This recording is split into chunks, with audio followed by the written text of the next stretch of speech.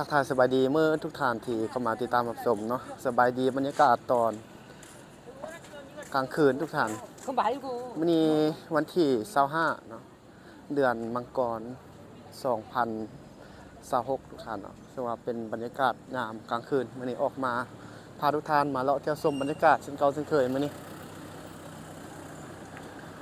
เที่ยวชมเบิ่งบรรยากาศกลางคืนนํกันเนาะอยู่ที่เมืองวังเวียงพวกมื้อนี้วันอาทิตย์นี้คน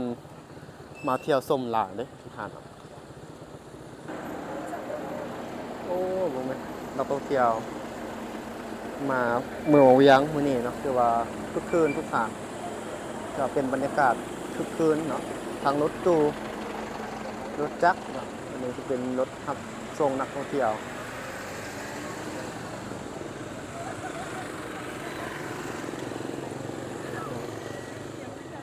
โอ้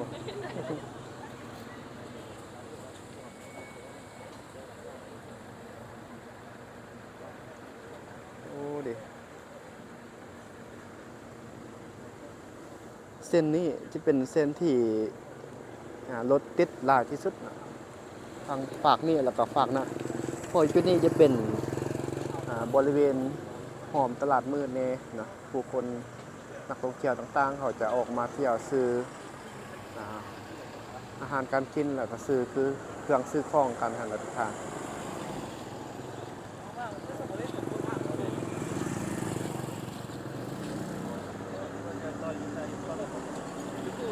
对，你把这个放箱里面，放袋子对的。搁这放箱里面。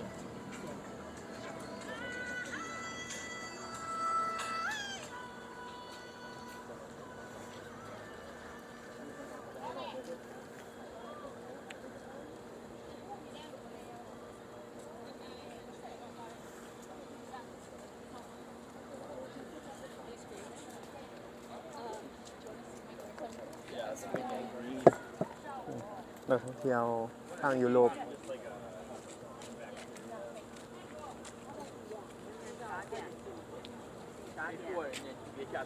ก็ถือว่าเก็บภาพบรรยากาศยามค่ำคืนตอนกลางคืนมาฝากมาตอนให้ทุกท่านเขาได้รับชมน้ำกันเด้อเนาะอยู่ที่เมืองวังเวียงก็ถือว่าคึกคืนแบบจังสินะในวันพักผ่อนมื้อนี้ก็ถือว่าวันอาทิตย์ก็ถือว่าคึกคืนเนาะมีทางนักท่องเที่ยวทางภายในและก็ต่างประเทศเขาก็มาเที่ยวเมืองวังเวียงเฮาเนี่ยเขาจะออกมาเลาะลิ้นยามตอนกลางคืนกันทุกท่านจุดนี้ถ่ายให้ทุกท่านเฮาเบิ่ง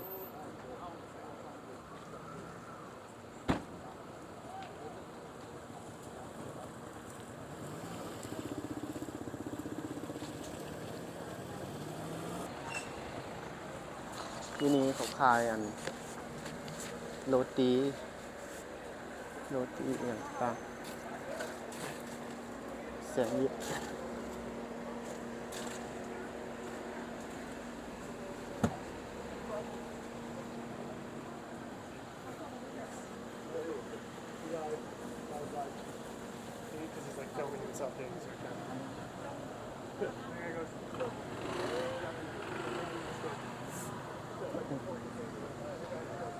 ทุกท่านเดียวจะ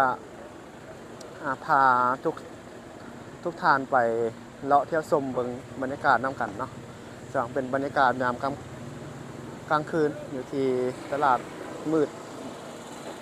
เมืองวังเวียงเนาะก็ด้วยว่าผู้คนมื้อนี้นักท่องเที่ยวเดี๋ยวมาเลาะลิ้นถือว่าหลายสมควรทุกท่านเนาะว่าคึกคืนฟดฟื้นเลยทุกท่านโอ้โห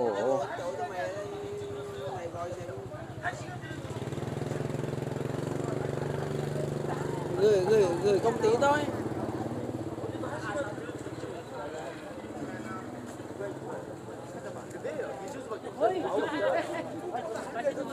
เป็นนักท่องเที่ยวคนจีนเนาะ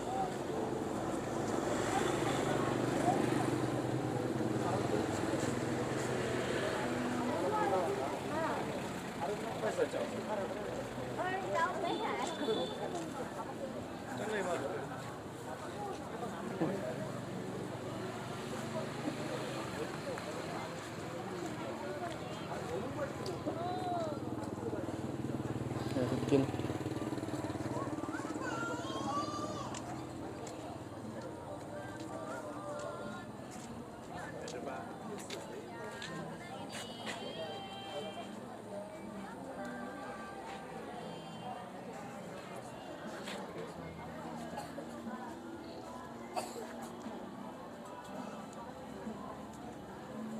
อันนี้จะเป็น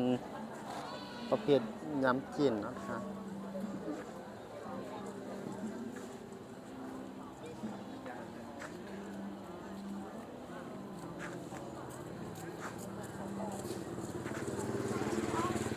หอมนี่คือว่าคือคืนเนาะเป็นหอมที่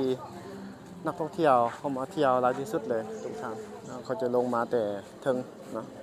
ก็จะเป็นหอมตลาดที่ว่าเขาจะมักมาเลาะเล่นกันเนาะ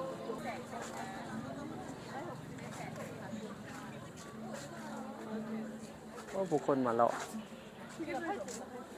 ตลาดกลางคืนนี้คือว่าหลายเนาะทุกคืนมื้อนี้ก็มีเป็นมือเลยทุกท่านเนาะบางมือก็มีน้อย 我们教头啊，在门口进门口。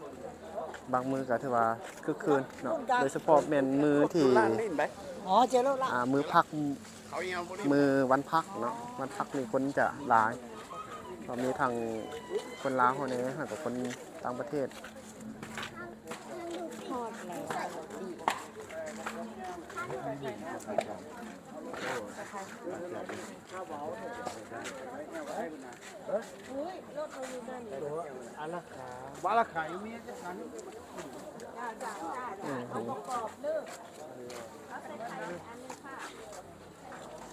อันนี้เป็นโรตีวังเวียง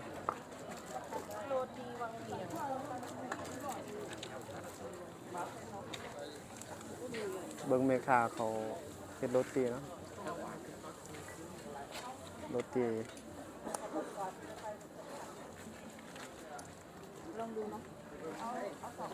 เพราะว่าอร่อย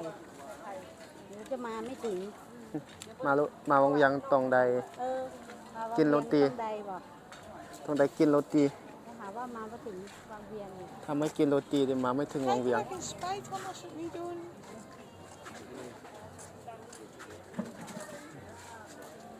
อันนี้จะเป็นขนมครกนะขนมครกมีที่นี่ที่เดียวก็คือตลาดมืดวังเวียงเพราะนั้นทุกท่านมาอย่าลืมแวะซื้อกินได้นะ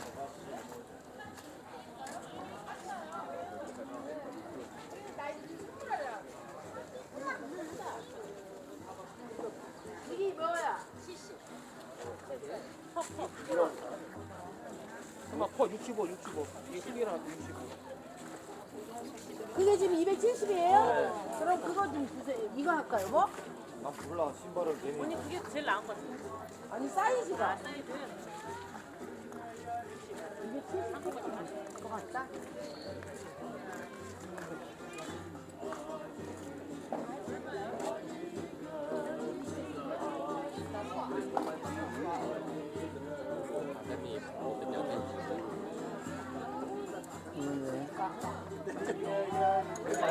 อาหาร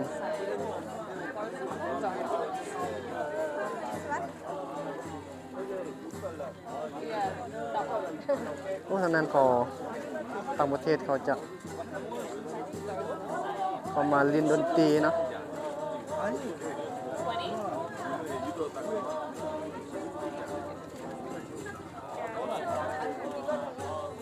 나 그거 잘했어. คือสาว สาวคนงาม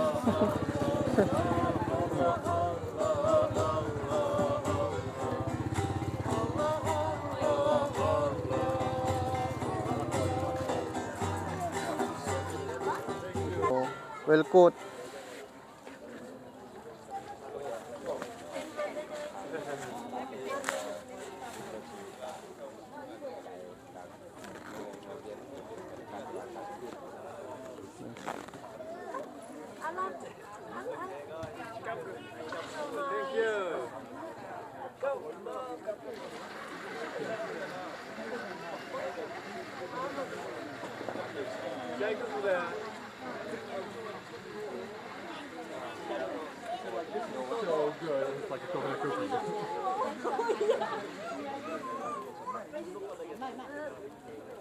Turkish.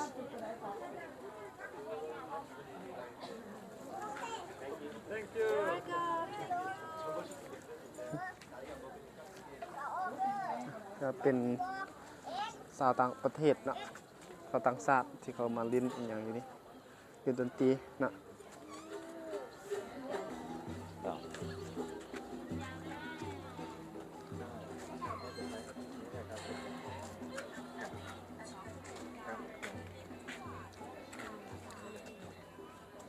ก็ถือว่าเป็นบรรยากาศยามกลางคืนทุกท่านเนาะมื้อนี้ก็ออกมาพาทุกท่านมาเลาะเที่ยวชมเบิ่งตลาดกลางคืนบางเวียงเป็นตลาดที่นักท่องเที่ยวเขามักมาเลาะลินกันเนาะกลางคืนมาเลาะซื้ออาหารการกินต่างๆเครื่องของอีกอย่างต่างๆทุกท่านยามกลางคืนมาชมบรรยากาศนำกันทุกท่านเนาะ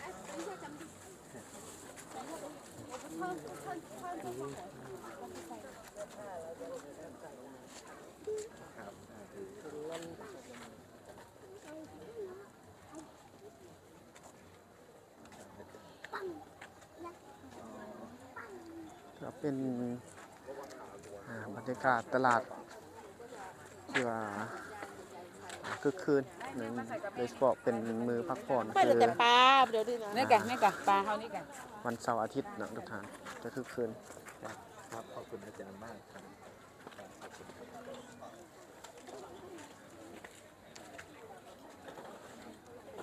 เข้ามาดูข้อสีมันสวยนะว่าเหมือนดอกไม้ไฟ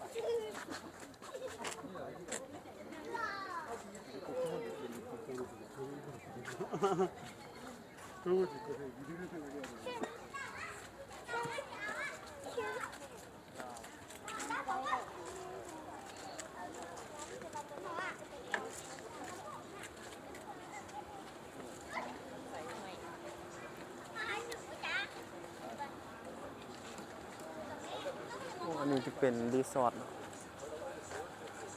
ก็สร้างไม้อันนี้รีสอร์ทสร้างไม้โฮงแฮมอย่างนั้นต่างๆเนาะก็เกิดขึ้นไม้สร้างไม้หมดอันนี้นะมีแต่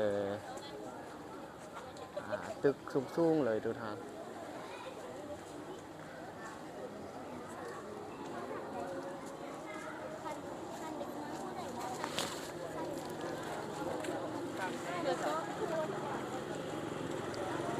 เขาจะเริ่มเปิดตั้งแต่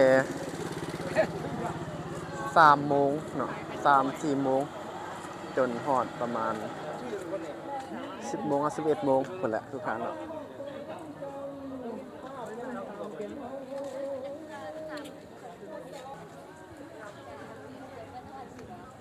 บริเวณเขตนี้ก็จะเป็นร้านอาหารแบบนั่งกินโต๊ะให้นั่งกินเนาะท่านนี้สามารถมานั่งกินอาหารท่านี้ได้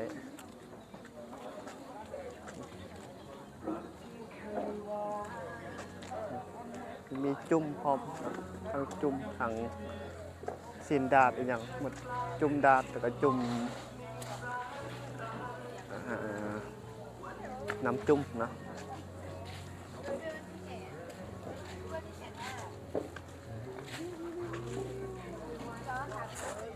โอ้โห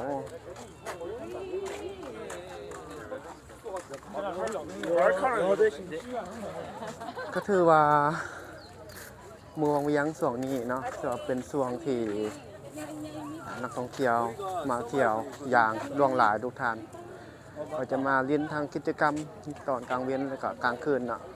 พร้อมกับกินอาหารอยู่ในขอบเขตตัวเมืองวังเวียงเนาะบรรยากาศตามนี้เลย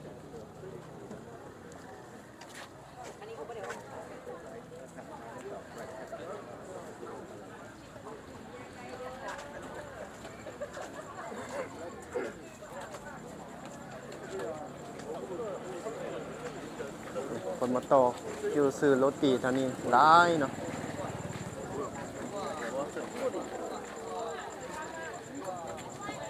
โอ้โรตีหลายขนาด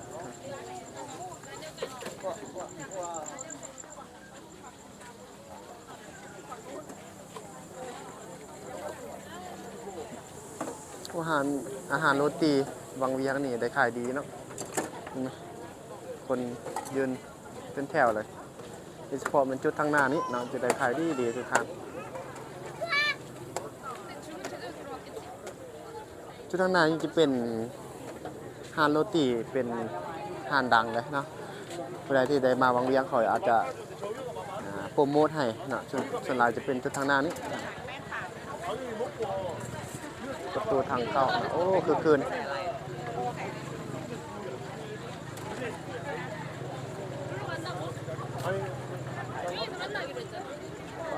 ถูก 조금이들 이리 오세요. 애들 이리 오세요. 근데 사진은 다시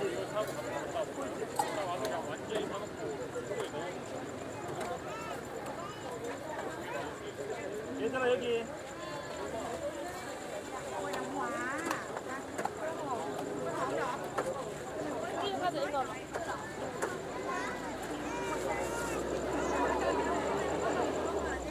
อันนี้เป็นนักท่องเที่ยวทางเกาหลีบ่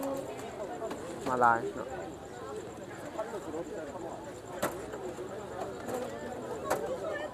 คนเกาหลีนี่ผิวพรรณเขาดีเนาะงาม